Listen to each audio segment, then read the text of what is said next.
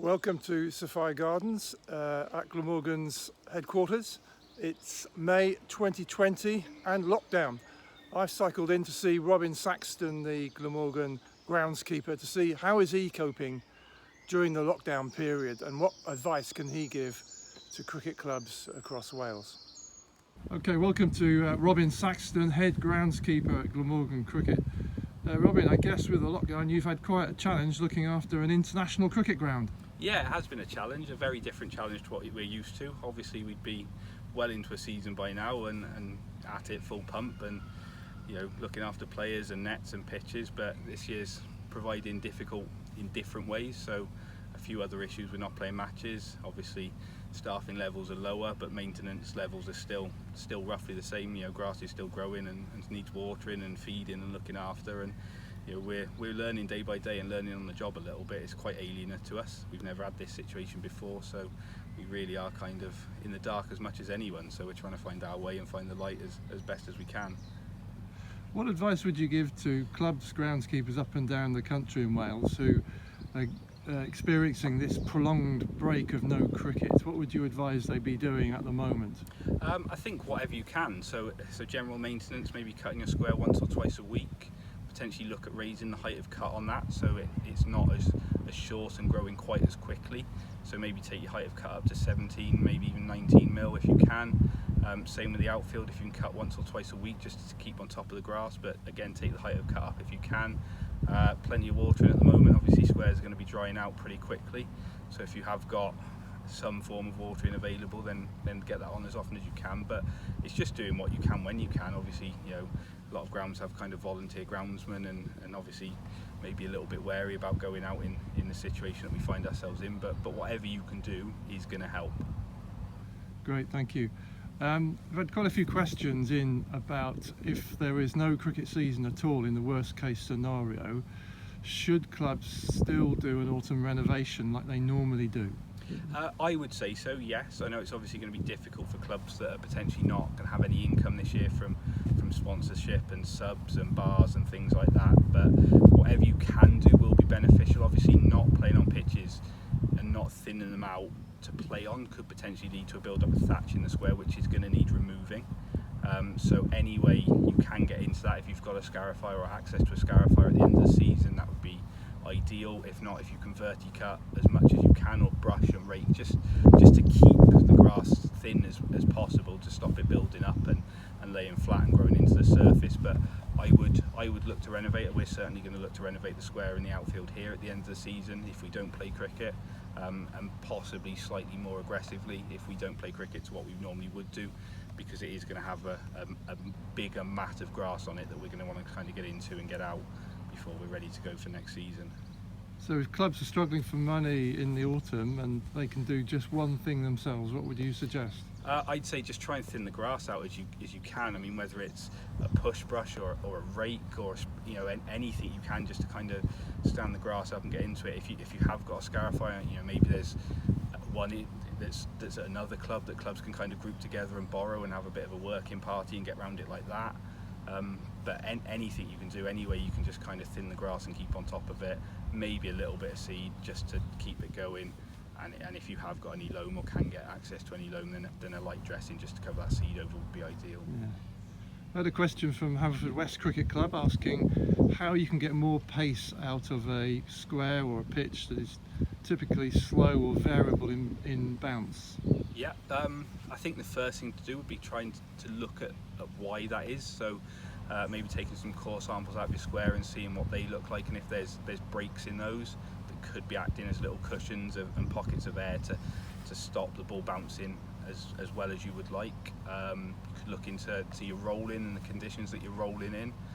Grass coverage on the pitch, maybe leaving a little bit more grass and the grass a little bit longer, which is certainly something we've done here in recent years to try and encourage a bit more pace and a little bit more bounce. But I think getting to the bottom of what the problem is, so whether that's looking at bringing someone in to do it and put a report in and suggestions, or whether that's just taking some core samples yourself and trying to see if there is a bigger problem. If not, then look maybe at some of the preparation methods and things around that. Good. And people often say that a club square has a a character, pacey, turning, slow, low, those type of descriptions. How influential is a groundskeeper in changing that, or the character of a square? I think you're right. I think all squares at every level are slightly different. I think that's part of what is great about cricket. I think everywhere is different. I don't think it's kind of football where pitches are fairly uniform now. So home advantage becomes quite a good thing if you know your club square and you know its little idiosyncrasies and things like that. But the groundswing obviously can have an influence. You can dry pitches out to get them to turn, leave a little grass on, leave them a little bit damper if you want them to nibble about a little bit. But it's obviously all down to what clubs want, and if they want to try and win games at home and play to the strengths of their sides and things like that. But yeah, there's lots of little things that you can do just to help along the way. Well, you're working on your own here today, Robin. Let's go and have a look at your equipment shed to see what helps you keep this ground looking so good as it does. So we're now in your equipment store. Talk us through what you've got in here, Robin. Various different bits. We've got a couple of different storage areas around that we keep bits and pieces in and rotate them as we are and aren't using them. So we've got a little tractor here that we use for brushing the outfield, sometimes a little bit of work with the seeder, and quite light, just very small footprint, so it's good for things like that. These are a couple of our main mowers here. So this one is a 26-inch mower. We use this mainly for cutting square. Exactly the same machine, just a 22-inch version with a couple more blades on the cylinder, which is our main pitch mower. We've got a pedestrian scarifier here, which is a really good bit of kit, which we use for renovating pitches during the season. We've got a big tractor mounted one we then use for the end of season work when we've got a bit more to do. A couple of rotary mowers just for cutting lawns around the edge of things, and a bit of rock cutting with those in the winter. We've got a Dennis mower here which has got interchangeable cassettes which you can change from brushes to verticuts to cutters.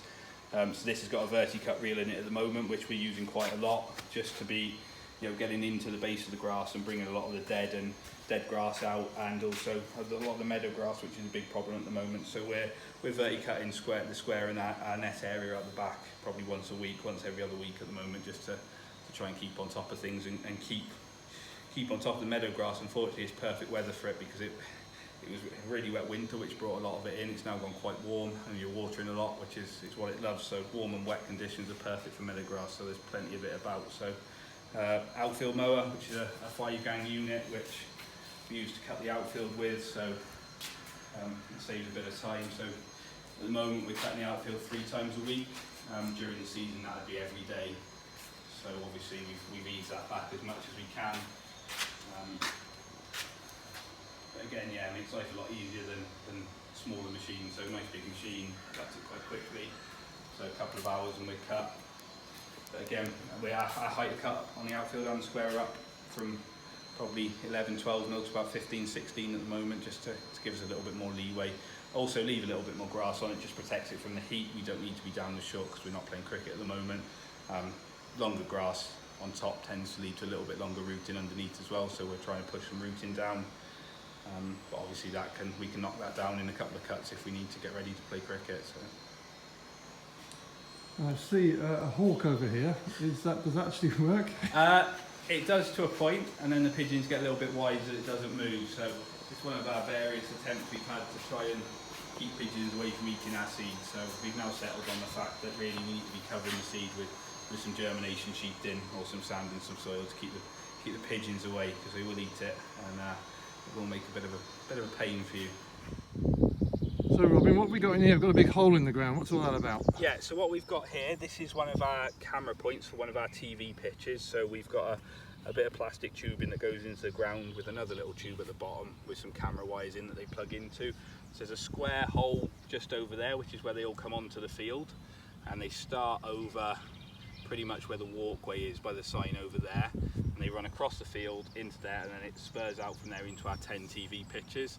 And it does the same, it runs under the square to another box, and they run to the points at the other end. So then when Sky come in, they take the lid off these, plug their wires in, make sure all the power's working, pull their cables, put their cables in there, pull them through, join everything up, and then you've got stump mics and stump cameras.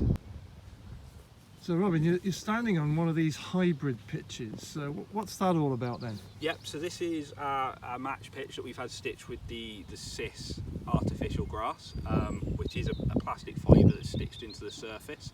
So it's stitched in at about 90mm depth, 2 by 2 centimetre spacings. So it makes up about 5% of the surface of the pitch, which still makes it allowed for all cricket apart from 4-day cricket and internationals at the moment, because they haven't had enough trial data on it for internationals. But for domestic 1-day cricket and second team cricket, we're fine to use it. So the principle of it is they stitch the fibre in, the roots of the grass then bind round the fibre, pulling the pitch a lot tighter and making it firmer, but making it last a lot longer.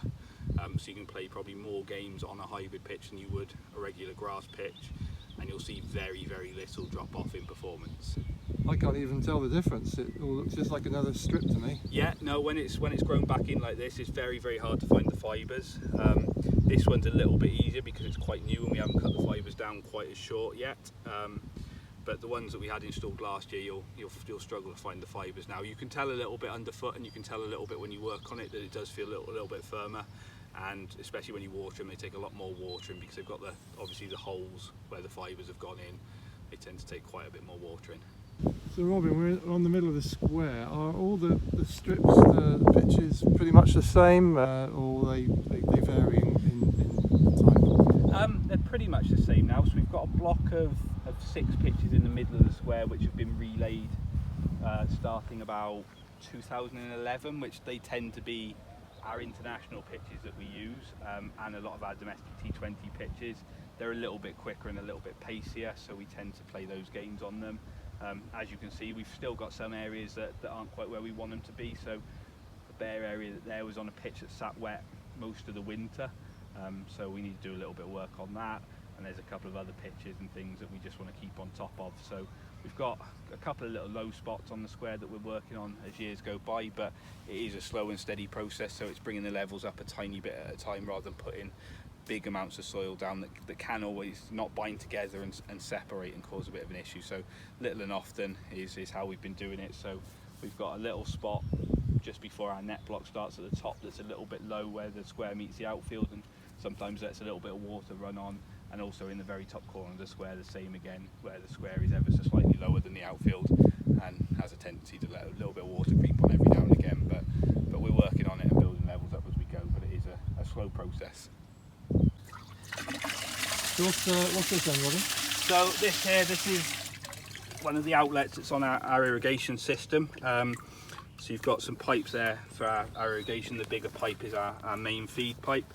You've also got some drains off the stand and some drains off our rain drain around the edge of the square as well. So this is just a point we use for filling up sprayers and tanks like that. So yeah, I've just been draining the irrigation system down because we've got a couple of little water points that just seep a little bit. So if we don't drain the system down, we end up with a little bit of a puddle. So that's yeah, our irrigation system is a bit of a lifesaver at the moment. So I know a lot of clubs will be starting to struggle with their outfields and burning off. So having a full irrigation system does allow us a lot more leeway with that and able to keep the outfield alive. It's not. What would you advise for a club where they've only got like one hose and a sprinkler? What's the best thing they can do? Just do what you can.